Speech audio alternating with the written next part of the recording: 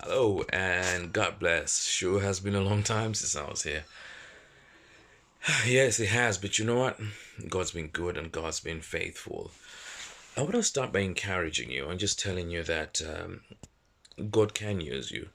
There are times when you see yourself in the mirror, knowing the things that you've done, and you think God can never use you.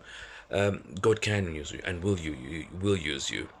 And for those of you that have already been called and you know what the calling is upon your life, you find it hard to reconcile that image of who God wants you to be, who you really are. Don't worry about that. God will use you.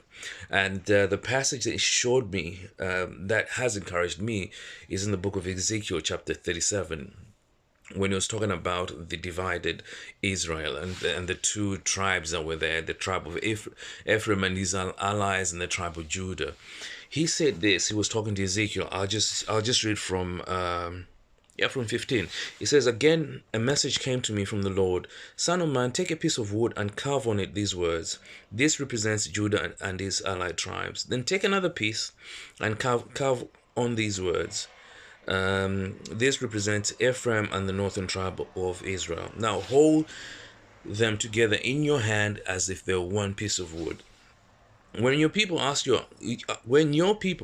what your actions mean, say to them, this is what the sovereign Lord says: I will take Ephraim and the northern tribes and join them to Judah. I will make Ephraim and the northern tribes,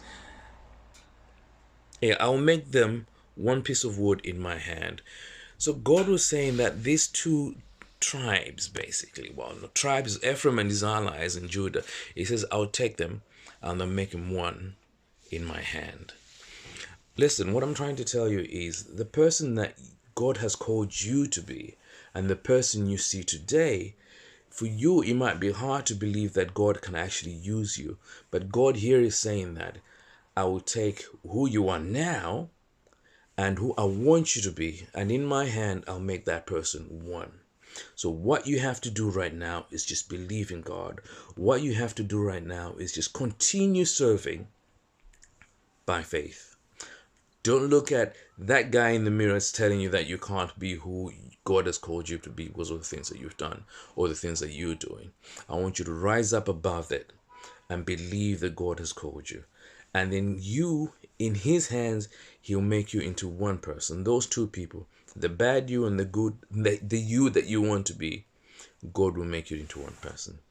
God bless you, and I'll see you tomorrow.